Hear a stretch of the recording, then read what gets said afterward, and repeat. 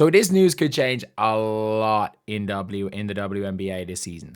This could absolutely change a lot. And what we have seen right here is reporting from Roberta that the Seattle Storm apparently likely to be losing Skylar Diggins and Nneka Ogwumike. This is, again, if this is on any team other than the Seattle Storm, I don't know. How much I would trust Roberta. Nothing, I don't know if she's reported anything false, just some of the stuff that she has said, but at the end of the day, she has very clearly been an insider with the Seattle Storm. She has also tweeted, here's some of the intel I have or Storm roster. Skylar Diggins and Nneka are likely to depart now Noelle Quinn is gone. Also, we might see Diggins in Eastern Conference team for the first time in 2026. Additionally, the team is prioritizing guards in both the draft and free agency. So, what does that mean? Obviously, they're probably gone. And this should not be a surprise with Nneka Ogwumike, because Nneka Ogwumike has made it very clear, and I'm quoting her. I'm paraphrasing her quote, but this is not like from anyone but her. She wants to play for a female coach of color, and I don't know if there is there one in the WNBA? Is there one in the WNBA? I actually just off the top of my head, because I know Noelle Quinn obviously was. Not that I can see. No. There is currently not.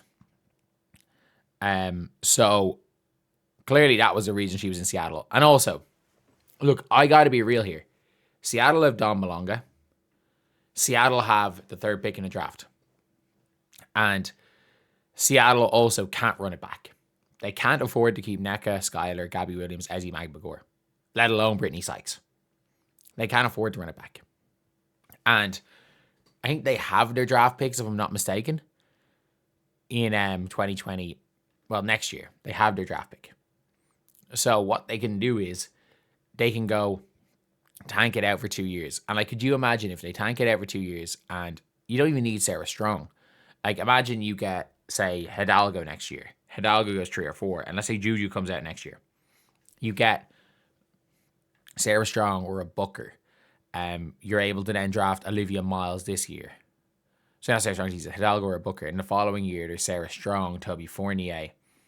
I'm blanking. Joyce Edwards, Michaela Blakes. All of these players are coming up. And I think a lot of if you're not going for a title, it's better to give it all up. It is very much better to give up immediately. Noelle Quinn should still be the coach. Have you not? There's just no way. There's no way it's a serious statement to be made. Noelle Quinn as the coach, like Noelle Quinn has been was an absolute disaster. Skylar come back to Indy. Hey, you never know. Nah. They can't afford her. They can't afford her. Skylar Diggins, you're at Liberty. They can't afford her. The Fever can't afford Nneka. No, the Fever can absolutely afford Nneka if she's willing to take a pay cut, which she's not going to. 2 predictions might sound crazy. Skylar going home to Indiana. Nneka closing out her career with start in LA. They can't afford her. They can't afford her. Toronto or Dallas. Dallas can afford both of them. I can't see Nneka or Skylar Diggins going back to Dallas, but Dallas have a max slot. Nneka come back home. LA needs you. LA don't have the slot unless they let De'Erica Hamby walk. Sky to Minnesota. Minnesota can probably afford Diggins on a 1 year. They can if they get rid of Courtney Williams. That's my prediction, is that we see Skylar at Minnesota. But like a Western Conference team, you know who actually could very well get Skylar Diggins? The Washington Mystics. And ironic thing is, the Mystics can afford both of these players. So I think the Mystics might let Shakira Austin walk. And they might just say, you know what? We're going to go and bring in a vet point guard. Because they currently don't have a point guard. Let's just say in the draft, they get Lauren Betts. And they play Betts, Kiki, which I don't know how that works, to be honest. But Betts, Kiki, Citron, Diggins, and I genuinely don't even know who they'd run as their other player. But like, you go get somebody. You get someone decent in free agency. And you still then have like money for depth. You can still get a really good bench with that. Like, that's not a championship team. That's a fucking good team. That's a real good team. Like, that is a playoff team. And they don't need to be, like, it doesn't matter how shit the Mystics are. They have the right to swap picks with Chicago. They could literally go and do what the Lynx did. They could be the best team in the league, hypothetically, and get the number 1 pick. The Lynx were the best team in the W and got the 2nd pick. And the Mystics is actually a shout for Skylar Diggins. But Nneka, I don't know what team has on the West Coast has the money for Nneka. Maybe she goes for an expansion team. I can see Sky going to the Lynx. My guess again is that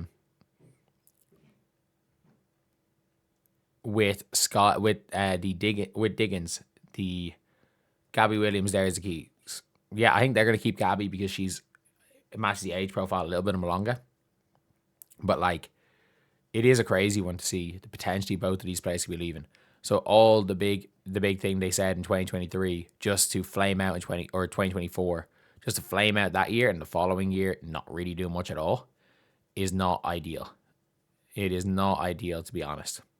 But yeah, that is pretty much it, lads.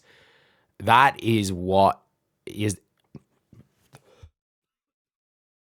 there for Seattle. It's looking like they're not going to be running it back. And it's going to be a really tough one if you are a Storm fan. If you are somebody that's hoping on the Seattle Storm winning it all. Someone that's hoping that Seattle could go back to what they were doing when it came to, when it came to going back to like Sue Bird, Stewie, and they had that one down year. But then when they went out with Jewel Lloyd, Gabby Williams, Skylar, Nneka, and Ezzy, and it just didn't work out. Like, maybe they keep Ezzy and try to convert Malonga to a 4. Maybe they let Ezzy walk, and she might go and get a max from Sandy Brandello. Like, there's a lot of things with these with these two players in this team that becomes really interesting, because if Seattle have the young assets with the 3rd pick in this year's draft, Horst and Malonga, like they absolutely have the assets so they can start going for it. And they can say, look, we're going to tear it down, but we're in a good position this time. We're not going to try quick fix it. We're not going to try quick fix it with vets because it didn't work. Like, instead of tearing it down when Stewie walked, when Sue Bird retired after 2022, instead of tearing it down, we decided to have one bad year and then re-sign a bunch of vets, and that didn't work. But now we're in a better position because of the trade, because of the Ricky, or the fact that we ended up with the 2nd pick from the Sparks in the Jewel Lloyd Kelsey Plum trade. Like, we ended up with the 3rd pick because of the Rakia Jackson trade. Like, they made a couple of trades where you're like, okay, now they've set themselves up quite well for the future. And yeah, I think rebuilding makes a lot of sense.